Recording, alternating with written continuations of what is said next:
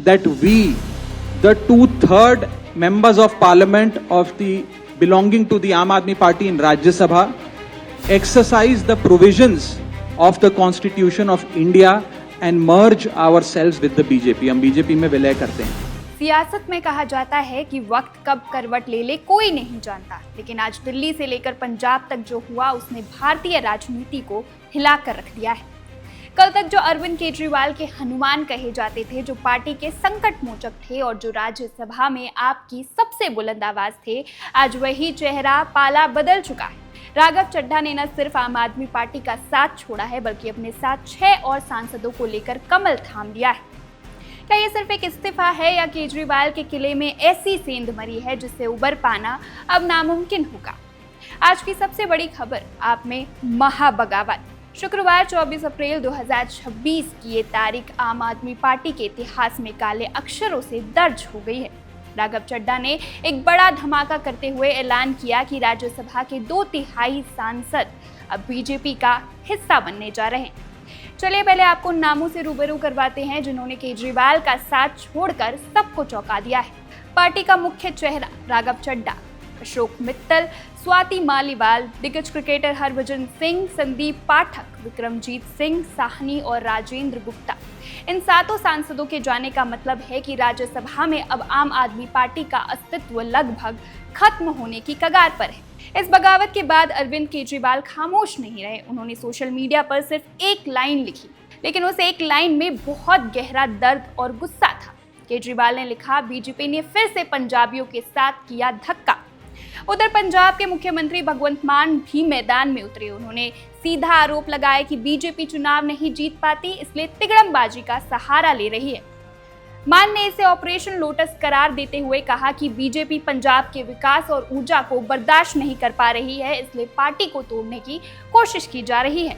किसानी अंदोलन ਦੇ ਵਿੱਚ ਜਦੋਂ ਮੋਦੀ ਜੀ ਨੂੰ ਯੂ ਟਰਨ ਮਾਰਨਾ ਪੈ ਗਿਆ, ਉਸ ਤੋਂ ਬਾਅਦ ਇਹ ਖਾਰ ਰੱਖਣ ਲੱਗ ਗਏ ਪੰਜਾਬ ਨਾਲ।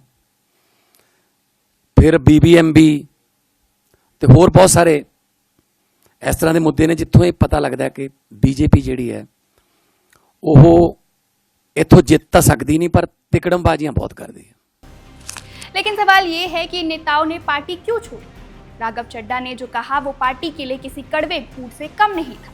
राघव ने कहा, मैं उनके गुनाहों में शामिल नहीं होना चाहता था, इसलिए खुद को अलग कर लिया। ये वो पुरानी पार्टी नहीं रही जिसकी हमने शुरुआत की थी।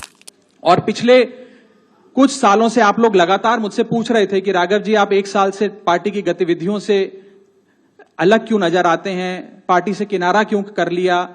तब मैं कुछ बोलता नहीं था, मैं प्रयास कर रहा था कि चीजें बेहतर हों। लेकिन आज मैं आपको असल कारण बताता हूं कि क्यों मैंने पार्टी की गतिविधियों से अपने आप को अलग कर लिया। और उसका कारण यह है क्योंकि मैं उनके गुनाह में शामिल नहीं होना चाहता था। मैं उनकी दोस्ती के काबिल नहीं था क्योंकि मैं उनके गुनाह में शामिल नहीं था। वहीं स्वाति मालीवाल ने तो और भी गंभीर आरोप लगाए। उन्होंने कहा कि पार्टी अपने आदेशों से भटक चुकी है, वहां भ्रष्टाचार बढ़ गया है और महिलाओं का अपमान हो रहा है। उन्होंने सीधे तौर पर पंजाब के साथ धोखेबाजी की बात कही।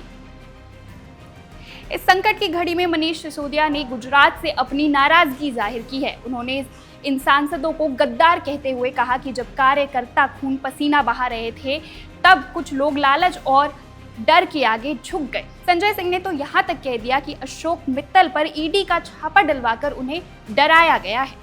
वहीं विपक्षी गठबंधन के साथी तेजस्वी यादव ने भी तंज कसा। उन्होंने राघव चड्ढा पर सवाल उठाते हुए पूछा कि जब केजरीवाल और सिसोदिया जेल में थे तब राघव लंदन में क्या कर रहे थे?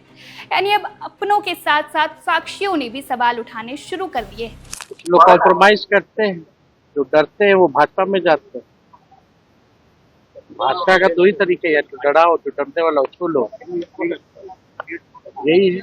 या तो लालच दो, तो किसी लालच या डर के कारण गए होंगे। आज की ये हलचल सिर्फ एक पार्टी के टूटने की खबर नहीं है, बल्कि ये दिल्ली और पंजाब की राजनीति के भविष्य का एक नया मोड़ है। क्या केजरीवाल इस झटके से उबर पाएंगे? क्या बीजेपी सेंध मारी के बाद दिल्ली और पंजाब में अपना रास्ता साफ कर पाएगी? सबसे बड़ा सवाल तो ये है कि क्या ये अंत है या अभी कुछ और विकेट गिरने बाकी है। जैसे कि बीजेपी के दिल्ली अध्यक्ष वीरेंद्र सचदेवा ने इशारा किया है कि कुछ और नाम भी कतार में हैं। क्योंकि अरविंद केजरीवाल के शासन में तो एक ही बात चलती है कि उन्हीं की मानो और उन्हीं की आपको हामी लाना पड़ेगा। लेकिन अगर इस तरह का काम हो रहा है तो मुझे लगता है ये शुरुआत है और पंजाब में इससे बड़ी टूट होने की संभावना है। इस राजनीतिक ड्रामे की हर अपडेट हम आप तक पहुंचाते रहेंगे, लेकिन चलते चलते एक सवाल आपके लिए, क्या आपको लगता है कि ये नेताओं का हृदय परिवर्तन है या एजेंसियों का दबाव? अपनी राय हमें कमेंट में जरूर बताएं। Subscribe to One India and never miss an update. Download the One India app now.